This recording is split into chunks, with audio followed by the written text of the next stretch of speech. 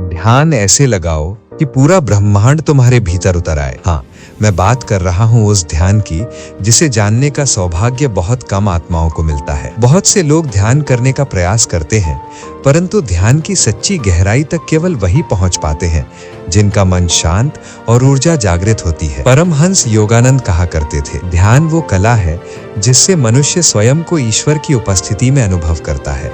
ध्यान के विषय में संसार भर में अनेक मत हैं, अनेक विधियां हैं, परंतु सच्चा ध्यान किसी विधि में नहीं बल्कि एक अनुभूति में छिपा है, भीतर की उस ऊर्जा को जगाने में जो आपको ब्रह्मांड से जोड़ देती है। ध्यान का आरंभ सांसों से होता है, परंतु इसका अंत उस शांति में होता है जहां मैं और मेरा मिट जाता है। बहुत से साधक मुझसे पूछते हैं, गुरुदेव हम ध्यान तो करते हैं पर भीतर प्रवेश क्यों नहीं कर पाते? और मैं उनसे एक ही बात कहता हूँ, जब तक तुम्हारी प्राण शक्ति जागृत नहीं होगी तब तक तुम्हारा ध्यान केवल एक अभ्यास रहेगा, अनुभव नहीं। ध्यान में प्रवेश पाने के लिए तुम्हें अपनी श्वास और नाभि के पवित्र संबंध को जानना होगा। योगानंद जी कहते थे, मनुष्य का जीवन उसकी सांसों से बंधा हुआ है और जो अपनी सांसों को नियंत्रित कर लेता है वो जीवन पर विजय पा लेता है। नाभि हमारे शरीर का केंद्र है, वही स्थान है जहाँ से जीवन की ऊर्जा प्रवाहित होती है। जब साधक अपनी सांस को नाभि तक गहराई से पहुंचाता है तब उसके भीतर एक सूक्ष्म कंपन उत्पन्न होता है। यही कंपन ध्यान का द्वार खोलता है। लेकिन जब शरीर थका हुआ हो, आलस्य से भरा हो, जब ऊर्जा का प्रवाह बाधित हो जाता है तब ध्यान में मन स्थिर नहीं रह पाता। इसलिए योगानंद जी कहते थे, आत्म संयम और शुद्ध जीवन ही ध्यान का प्रथम द्वार है। ध्यान में बैठने से पहले अपने भीतर की ऊर्जा को संतुलित करो। हर श्वास को एक प्रार्थना बना दो, हर श्वास को एक साधना बना दो। जब तुम सांस को धीरे धीरे प्रेम और सजगता से नाभि तक ले जाते हो तब भीतर की सुप्त प्राण शक्ति जागृत होती है और वही शक्ति धीरे धीरे तुम्हें ध्यान की गहराइयों में ले जाती है, जहां न कोई विचार रहता है न कोई भ्रम, केवल एक दिव्य शांति रहती है जो ईश्वर का प्रत्यक्ष अनुभव है। योगानंद जी कहते थे, ध्यान के माध्यम से तुम जान सकते हो कि तुम शरीर नहीं हो, तुम आत्मा हो, अनंत, अजर और अमर। ये जानना ही ध्यान की सच्ची सिद्धि है। जब ये अनुभूति हो जाती है तब जीवन की सभी समस्याएं स्वयं मिटने लगती हैं, क्योंकि तब मनुष्य जीवन नहीं चेतना के स्तर पर जीना शुरू कर देता है। तो साधक, आज से ध्यान को केवल एक प्रक्रिया मत समझो, इसे एक यात्रा बनाओ, नाभि से चेतना तक और चेतना से परमात्मा तक, क्योंकि वही तुम्हारी मंजिल है, वही तुम्हारा सच्चा घर है। जब साधक ध्यान में बैठता है और उसे लगता है कि उसका मन स्थिर नहीं हो रहा, तो इसका सबसे गहरा कारण ये होता है कि उसकी प्राण शक्ति पूर्ण रूप से सक्रिय नहीं होती। शरीर थका हुआ, मन बिखरा हुआ और श्वास असंतुलित, ये तीनों स्थितियां ध्यान के द्वार को बंद कर देती हैं। योगानंद जी कहा करते थे, सांस केवल हवा नहीं है, ये ईश्वर की शक्ति है जो तुम्हारे भीतर गति करती है। जब ये शक्ति कमजोर होती है तो ध्यान केवल एक कल्पना बनकर रह जाता है। सच्चा ध्यान तब शुरू होता है जब तुम्हारी सांस और चेतना एक हो जाती है। जो साधक अपनी सांस को नाभि तक ले जाना सीख जाता है वो अपने भीतर सोए हुए ब्रह्मांड को जागृत कर देता है। नाभि वही स्थान है जहां जीवन का संगीत बजता है, जहां से प्राण का प्रवाह पूरे शरीर में फैलता है। योगानंद जी कहते थे, नाभि वो मंदिर है जहां ईश्वर ने जीवन की ज्वाला रखी है। तुम्हारी सुषुम्ना नाड़ी वो सूक्ष्म मार्ग है जहां से तुम्हारी आत्मा ऊपर उठती है। लेकिन ये नाड़ी तब तक सक्रिय नहीं होती जब तक तुम्हारी दाएं और बाएं नाड़ियों का संतुलन नहीं होता। एड़ा और पिंगला का संतुलन ही ध्यान का आरंभिक द्वार है। जब दोनों नासिकाओं से समान रूप से श्वास का प्रवाह होने लगता है तभी सुषुम्ना में ऊर्जा का प्रवाह शुरू होता है। सांस को नाभि तक ले जाने का अभ्यास ध्यान का सबसे पवित्र रहस्य है। जब तुम गहरी सांस लेते हो और महसूस करते हो कि वो नाभि तक उतर रही है तो उसी क्षण एक सूक्ष्म कंपन तुम्हारे भीतर जागता है। यही कंपन ध्यान की जड़ है। उस क्षण तुम्हारा मन शांत होने लगता है, विचारों की भीड़ रुकने लगती है और शरीर एक ऊष्मा से भरने लगता है जो आत्मिक ऊर्जा का प्रतीक है। योगानंद जी सिखाते थे, प्रत्येक श्वास को ईश्वर की एक पुकार समझो। हर श्वास के भीतर वही शक्ति है जो तुम्हें ईश्वर से जोड़ सकती है। ध्यान करते समय जब तुम्हारा ध्यान सांस और नाभि पर एकाग्र होता है तब ऊर्जा भीतर से ऊपर उठती है, मेरुदंड के मार्ग से होकर मस्तिष्क के केंद्र तक जाती है और जब ये ऊर्जा सहस्रार तक पहुंचती है तब साधक दिव्यता का अनुभव करता है। उसे प्रतीत होता है कि पूरा ब्रह्मांड उसी के भीतर समाया हुआ है। जो साधक केवल छाती तक सांस लेते हैं वो कभी इस रहस्य तक नहीं पहुंच पाते, क्योंकि छाती तक की सांस केवल शरीर को जीवित रखती है, पर नाभि तक की सांस आत्मा को जागृत करती है। ये वही अंतर है जो साधारण अभ्यास और दिव्य अनुभव के बीच होता है। यदि तुम गहरे ध्यान में उतरना चाहते हो तो अपने शरीर को इस दिव्य प्रक्रिया के अनुकूल बनाओ। शुरुआत में कुछ दिन तुम्हें अनुलोम विलोम का अभ्यास करना होगा।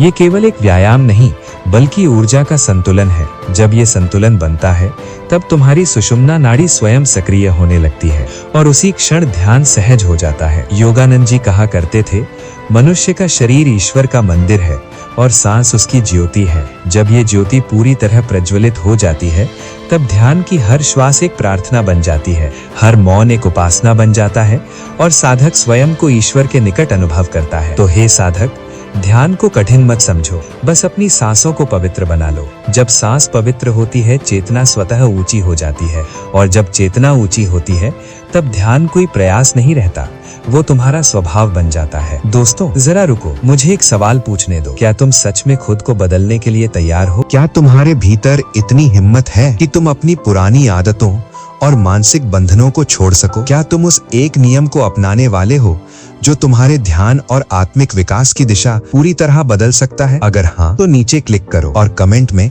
सिर्फ इतना लिखो, मैं आज से ही ध्यान शुरू करूंगा। और साथ ही वो एक बाधा भी लिखो जो अब तक तुम्हारे ध्यान की राह में सबसे बड़ी रुकावट बनी हुई है। मैं स्वयं हर कमेंट पढ़ूंगा और तुम्हें बताऊंगा कि उस बाधा से ऊपर कैसे उठना है, क्योंकि बदलाव की शुरुआत केवल सवाल करने से नहीं होती बल्कि उस सवाल का साहस पूर्वक जवाब देने से होती है। तो मेरे प्यारे दोस्त, अगर तुम सच में इस कहानी से कुछ सीखना चाहते हो तो अपने दिल की बात हमें जरूर बताओ, बाकी सब तुम्हारी मर्जी। और हाँ दोस्तों, एक बात कहना चाहूंगा, तुम मेरी वीडियो देखते हो, मेरी बातें ध्यान से सुनते हो, लेकिन अभी तक तुमने सब्सक्राइब नहीं किया। मुझे नहीं पता तुमने क्यों नहीं किया, पर मुझे इतना जरूर पता है कि एक दिन तुम भी उन ऊंचाइयों तक पहुंचोगे जहां मैं अभी पूरी तरह नहीं पहुंचा हूं। मैं बस हर दिन ध्यान और साधना के एक नए पड़ाव को छूने की कोशिश कर रहा हूं और तुम्हारा एक सब्सक्राइब मेरे लिए वही एक कदम बन जाता है। तो अगर तुम्हें लगता है कि मैं इस ध्यान और आत्म साक्षात्कार की यात्रा में तुम्हारा सच्चा साथी हूं, अगर तुम्हें लगता है कि मैं तुम्हें सही मार्ग दिखा सकता हूं,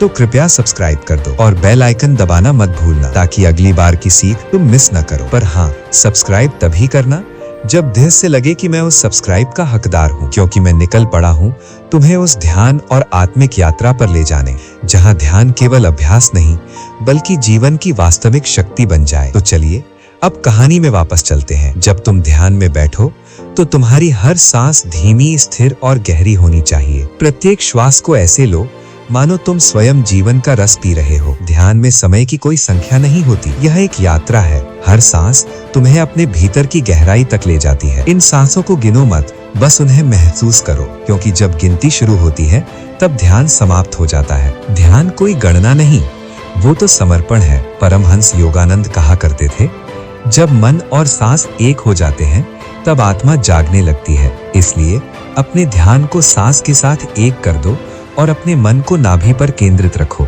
तुम्हारी रीढ़ की हड्डी पूर्णतः सीधी रहनी चाहिए, क्योंकि यही वो मार्ग है जहां से प्राण ऊर्जा ऊपर उठती है। जब तुम्हारा शरीर सीधा और मन स्थिर हो जाता है तब ध्यान अपने आप सांस के साथ बहने लगता है। वो तुम्हारे भीतर घूमता है, तुम्हारे समूचे अस्तित्व में प्रवेश कर जाता है और धीरे धीरे एक सूक्ष्म ऊर्जा जन्म लेने लगती है। ये वही शक्ति है जो तुम्हारे ध्यान को ऊंचाइयों की ओर ले जाती है।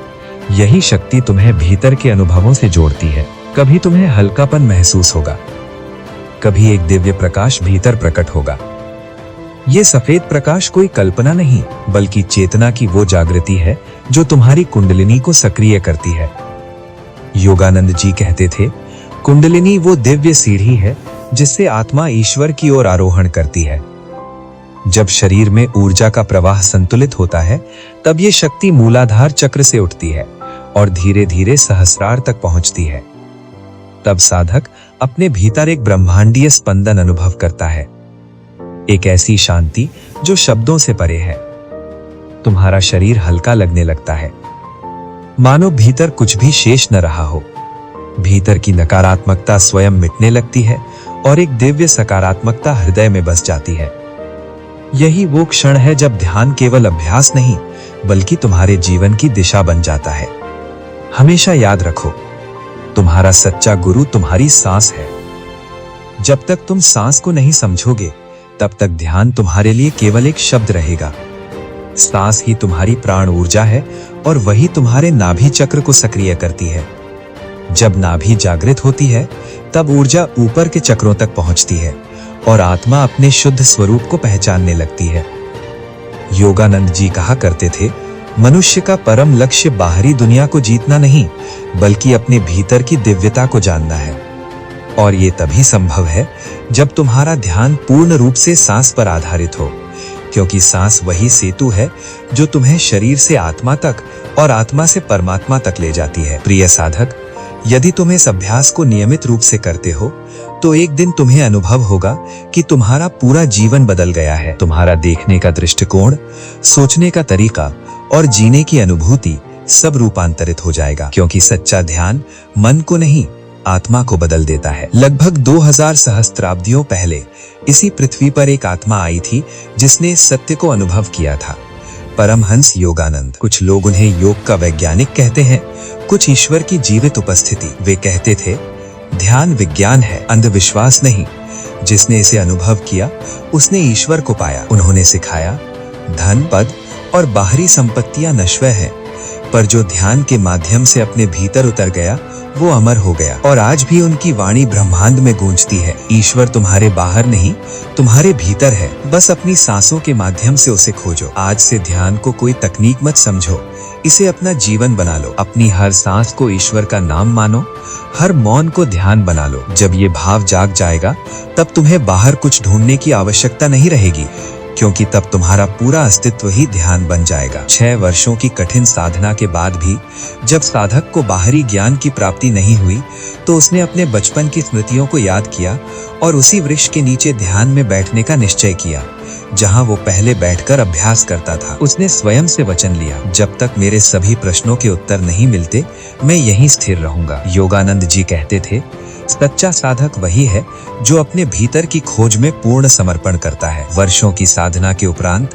साधक ने ध्यान के माध्यम से आत्मा की गहराई तक पहुंचने का मार्ग पाया। इसी स्थिरता और निरंतरता के फलस्वरूप उसके भीतर दिव्यता और ज्ञान का प्रकाश प्रकट हुआ। ज्ञान प्राप्ति की वो अवस्था केवल निरंतर अभ्यास से संभव होती है। ध्यान का अर्थ केवल बैठना नहीं, बल्कि आत्मा के भीतर उतरना है। इसी प्रक्रिया में व्यक्ति अपने अंदर जमा अनुभवों, भावनाओं और अवचेतन मन की गहराइयों को भी महसूस करता है। विपश्यना ध्यान एक प्राचीन तकनीक है जिसकी शक्ति समय और अनुभव से सिद्ध हुई है। ये केवल शरीर और मन को स्थिर नहीं करता, बल्कि अवचेतन में छिपी भावनाएं, पुराने विश्वास और जीवन की बाधाओं को उजागर करता है। जब हम अपनी सांस और नाभि के केंद्र से इसका अभ्यास करते हैं तो ऊर्जा का प्रवाह शरीर में संतुलन पैदा करता है और अवचेतन मन के गहरे भाव धीरे धीरे साफ होने लगते हैं। योगानंद जी कहा करते थे, अवचेतन मन की सफाई ही आत्मा की उन्नति है। जब मन मुक्त होता है तभी चेतना परमात्मा से मिलती है। जीवन के पुराने दुख,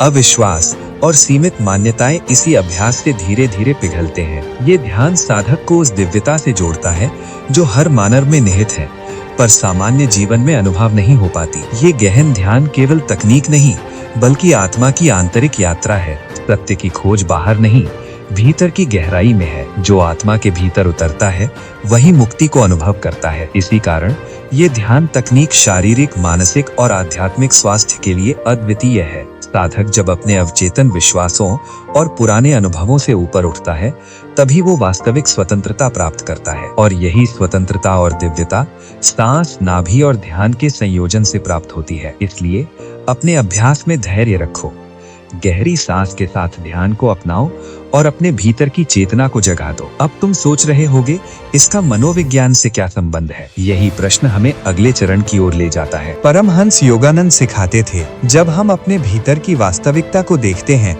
तभी हम बाहरी जीवन में संतुलन ला सकते हैं। विपश्यना का अभ्यास इसी भीतर की दृष्टि को जागृत करता है। विपश्यना मेडिटेशन केवल शांति या ध्यान की तकनीक नहीं है, ये आत्मा की गहन यात्रा है जो तुम्हारे अवचेतन मन में छिपी भावनाओं और पुराने अनुभवों को उजागर करती है। इसके प्रभाव का अनुमान इस बात से लगाया जा सकता है कि भारत की तिहाड़ जेल और अमेरिका की डोनाल्डसन जेल जैसे स्थानों में कैदियों के व्यवहार को सुधारने के लिए इसे लागू किया गया। ये अभ्यास उन्हें अपने भीतर की शक्ति और जिम्मेदारी से जोड़ता है। ताकि वे बाहर जाने के बाद अपने कर्मों में परिवर्तन ला सकें। आज विपश्यना मेडिटेशन 40 से अधिक देशों में 200 से ज्यादा केंद्रों पर सिखाया जाता है और लाखों लोगों ने इसके माध्यम से अपनी आत्मा की गहराई को पहचाना है। योगानंद जी कहते थे, ध्यान का वास्तविक उद्देश्य केवल मन को शांत करना नहीं, बल्कि आत्मा की असीम गहराई तक उतरना है। विपश्यना शब्द 2 भागों से मिलकर बना है, वी अर्थात विशेष और पश्यना अर्थात ध्यान पूर्वक देखना। विशेष रूप से देखना, यही वो तरीका है जो साधक को अपने भीतर की वास्तविकता से जोड़ता है। प्राचीन बौद्ध ग्रंथों में इसे 4 अभ्यासों में विभाजित किया गया है। सबसे पहला अभ्यास सांसों पर ध्यान लगाना। लंबी या गहरी सांस लेने की आवश्यकता नहीं है, सिर्फ अपनी वास्तविक सांस को महसूस करो। योगानंद जी कहते थे, सांस स्वयं में ध्यान का आरंभ है, इसे बदलने का प्रयास मत करो, इसे जैसे है वैसे ही जानो। ये इसलिए आवश्यक है क्योंकि हमारे मन में हर क्षण विचार उठते रहते हैं। सांसों पर ध्यान लगाने से ये चक्र टूटता है और ध्यान की गहराई में प्रवेश संभव होता है। कुछ दिनों के अभ्यास के बाद तुम्हें अपनी नाक और पूरे शरीर में सूक्ष्म संवेदनाएं महसूस होने लगेंगी। ये चेतना का जागरण है जो तुम्हें भीतर से देखने की शक्ति देता है। इसी प्रक्रिया से तुम्हारा अवचेतन मन अपने अनुभवों को स्वीकार करता है और पुराने विश्वास, भय और मानसिक बाधाओं से धीरे धीरे मुक्त होने लगता है। सिर्फ सांस पर ध्यान देने से ही नहीं, बल्कि देखने का तरीका बदलने से भी अभ्यास पूर्ण होता है। योगानंद जी बताते थे, जब तुम बाहरी चीजों को बिना पूर्वाग्रह के देखना सीख जाओगे, तब तुम्हारा मन और आत्मा दोनों मुक्त होंगे। इसलिए जब भी कोई वस्तु देखो, पहले अपने मन से उसकी पहचान हटा दो। देखो वो वस्तु वास्तव में क्या है, बिना नाम, बिना निर्णय, बिना पूर्वाग्रह, केवल सत्य को देखो। यही अभ्यास तुम्हारे ध्यान और चेतना को असली गहराई तक ले जाएगा। जब तुम किसी स्थिति को पूर्ण ध्यान और जिज्ञासा से देखते हो, तो तुम्हारी निरीक्षण शक्ति अत्यंत विकसित हो जाती है। योगानंद जी कहते थे, सच्ची जिज्ञासा आत्मा के विकास की कुंजी है। जब मन बिना विचारों के केवल देखता है, तभी चेतना जागृत होती है। बच्चों की तरह जिज्ञासु होना आवश्यक है, क्योंकि उनका मन किसी भी चीज से पूर्वाग्रहित नहीं होता। वो केवल देखते हैं, अनुभव करते हैं और समझते हैं। इसी प्रकार विपश्यना अभ्यास में तुम्हें किसी वस्तु को देखते समय उसके नाम, मूल्यांकन या पुराने विश्वास से प्रभावित नहीं होना है। तुम्हें केवल ये देखना है कि वस्तु या घटना वास्तव में क्या है। जब ये दृष्टिकोण विकसित हो जाता है, तो 3 महत्वपूर्ण परिवर्तन होते हैं। पहला, हर वस्तु में तुम्हारी जिज्ञासा बढ़ जाती है। दूसरा, तुम्हारा मन शून्य चिंतन की अवस्था में प्रवेश करने लगता है, क्योंकि निरीक्षण और सोच एक साथ नहीं हो सकते। तीसरा, तुम्हारी अवलोकन शक्ति इतनी प्रबल हो जाती है कि तुम हर परिस्थिति, हर संवाद और हर भावना में सत्य पहचानने लगते हो। विपश्यना का वास्तविक अर्थ यही है, किसी भी वस्तु या अनुभव को उसके वास्तविक रूप में देखना, बिना डर, बिना अपेक्षा और बिना पूर्वाग्रह के। योगानंद जी कहते थे, जब आत्मा स्वयं को देखती है, तब मन शांत और चेतन हो जाता है और जीवन के हर अनुभव में दिव्यता दिखाई देती है। बुढ़ापे में भी साधक का जीवन कैसे स्वस्थ और ऊर्जावान रह सकता है, इसका उदाहरण योगानंद जी के अनुयायियों में देखा गया। उनके अनुयायी बताते हैं, उनकी रीढ़ की हड्डी हमेशा सीधी रहती थी, उनका शरीर संतुलित और स्वस्थ रहता था और उनके चेहरे पर अद्भुत प्रकाश दिखाई देता था। ये केवल बाहरी स्वास्थ्य नहीं था, बल्कि गहन ध्यान और आत्मिक सामंजस्य का परिणाम था। एक शिष्य ने उनसे पूछा, स्वामी, एक भिक्षु भिक्षा पर जीवन बिताता है, अक्सर उसकी मूलभूत आवश्यकताएं भी पूरी नहीं होती, फिर भी आपका शरीर इतना स्वस्थ और ऊर्जा से भरा क्यों है? परमहंस योगानंद ने उत्तर दिया, जब शरीर, मन और आत्मा का संपूर्ण संतुलन ध्यान के माध्यम से स्थापित होता है, तब साधक हर अवस्था में पूर्ण और मुक्त रहता है। ऊर्जा केवल भोजन से नहीं आती, बल्कि चेतना के जागरण से जन्म लेती है। इस प्रकार विपश्यना के अभ्यास से हम केवल ध्यान और शांति ही नहीं पाते, बल्कि जीवन में स्थिरता, ऊर्जा और सत्य के साथ गहरा संबंध भी विकसित करते हैं। ये अभ्यास आपको हर क्षण सत्य के प्रति जागरूक करता है और जीवन को दिव्य दृष्टि से देखने की शक्ति प्रदान करता है। शिष्य ने आश्चर्य व्यक्त किया, स्वामी, इतना अल्पाहारी भोजन करने के बावजूद आप इतने चुस्त, फुर्तीले और तेजस्वी कैसे हैं?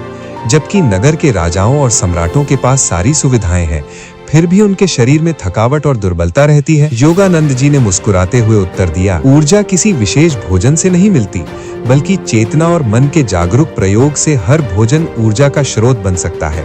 मनुष्य जीवन व्यर्थ भाग दौड़ और दुविधाओं में उलझा रहता है, इसलिए उसका शरीर कमजोर और थका हुआ प्रतीत होता है। उन्होंने आगे समझाया, जो लोग सरल, रूखा और संतुलित भोजन करते हैं, उनका शरीर अक्सर मजबूत और स्वास्थ्यपूर्ण रहता है और जो लोग अत्यधिक विलासिता और विशेष व्यंजनों की ओर झुकाव रखते हैं वे अधिक बीमार और दुर्बल पाए जाते हैं। कारण ये है कि भोजन का सही प्रयोग और मन की अनुपस्थिति ऊर्जा को घटा देती है। शिष्य ने पूछा, स्वामी इसका क्या समाधान है? योगानंद जी ने कहा, जब भी तुम भोजन करो उसे केवल शरीर को पोषण देने वाला कार्य मत समझो, मन और चेतना को पूरी तरह सम्मिलित करके भोजन करो। यदि मन किसी विचार या बातचीत में विचलित है तो भोजन के कर्म का पूर्ण लाभ नहीं मिलता। कर्म तभी पूर्ण होता है जब उसमें मन, शरीर और आत्मा तीनों सम्मिलित हो। योगानंद जी ने शिष्य को ध्यान पूर्वक बताया, भोजन के कुछ नियम और आसन अपनाने से साधारण सा भोजन भी शरीर में दिव्य ऊर्जा उत्पन्न कर सकता है। शांत वातावरण में बैठकर भोजन करना,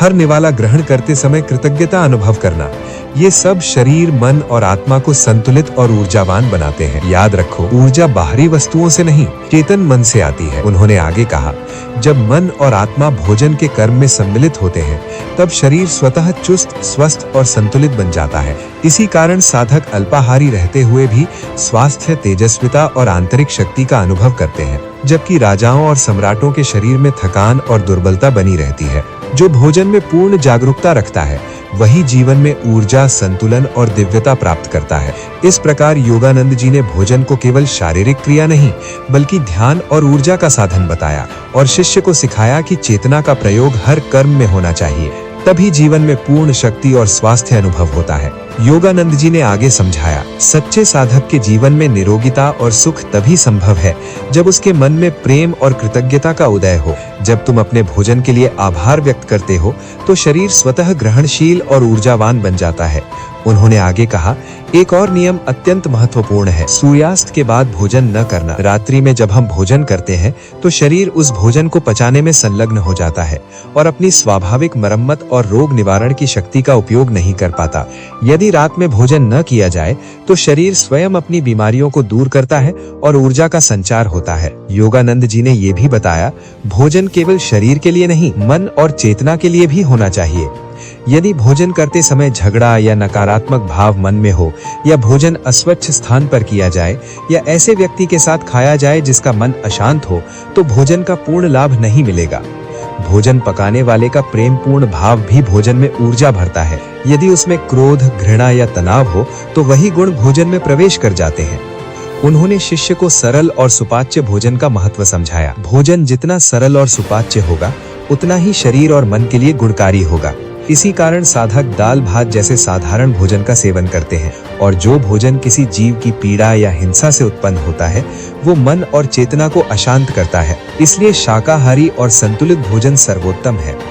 योगानंद जी ने भोजन के आसन की महत्ता भी बताई। तुमने मुझे बार बार भोजन करते देखा होगा।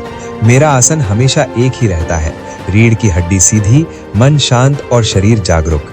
भूमि पर बैठकर भोजन करना न केवल पाचन के लिए बल्कि ऊर्जा संचय और ध्यान के लिए भी महत्वपूर्ण है। ध्यान पूर्वक भोजन करना, मन और चेतना को सम्मिलित करना, यही साधक के जीवन का रहस्य है। उन्होंने मुस्कुराते हुए कहा, साधारण भोजन, प्रेम पूर्ण भाव और चेतन मन से किया गया हर कर्म शरीर, मन और आत्मा को ऊर्जा प्रदान करता है। यही मार्ग निरोगी जीवन और आंतरिक संतुलन का है।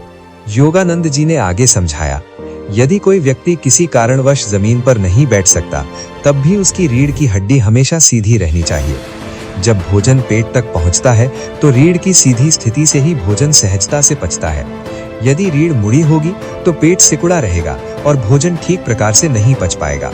उन्होंने अपना अनुभव साझा करते हुए कहा, एक बार मेरे पास एक सम्राट आए थे जो अपने पेट के आकार और स्वास्थ्य से परेशान थे। मैंने उन्हें समझाया, यदि भोजन भारी और मसालेदार होगा और शारीरिक परिश्रम नहीं होगा तो भोजन की ऊर्जा शरीर में रुक जाएगी और पेट बढ़ने लगेगा।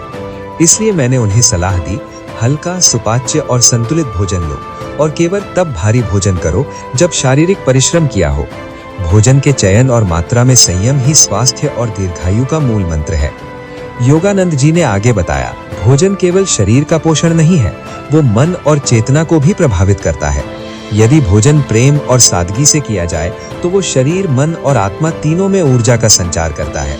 साधारण, हल्का, सुपाच्य और शाकाहारी भोजन शरीर को रोगों से बचाता है और ध्यान की शक्ति को भी बढ़ाता है। शिष्य ने हाथ जोड़कर विनम्रता पूर्वक कहा, आपने भोजन के प्रकार, नियम और आसन के रहस्य मुझे इतनी सरलता से समझा दिए, मैं आपका हृदय से धन्यवाद करता हूँ।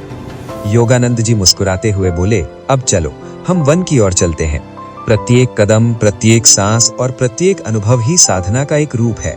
जब मन और शरीर संतुलित और ऊर्जा से परिपूर्ण होंगे, तब जीवन का प्रत्येक क्षण ध्यान और आनंद का स्रोत बन जाएगा। तो दोस्तों, यहीं समाप्त होता है ये गहन ज्ञान का सफर। केवल 1% लोग ही इस ध्यान की शक्ति और रहस्य को समझ पाते हैं। आपने इसे पूरा पढ़ा और समझा, इसलिए इसे अपने जीवन में उतारने का प्रयास अवश्य करें। अगर ये ज्ञान आपको भीतर तक स्पर्श कर गया हो, तो वीडियो को लाइक और चैनल को सब्सक्राइब करना ना भूलें। और कमेंट में अपना नाम और स्थान लिखकर बताइए कि आपने इस सीख को अपने जीवन में कैसे अपनाना शुरू किया है, क्योंकि हर अनुभव शेयर करने से हमारी आत्मा और जागरूकता और भी गहरी होती है।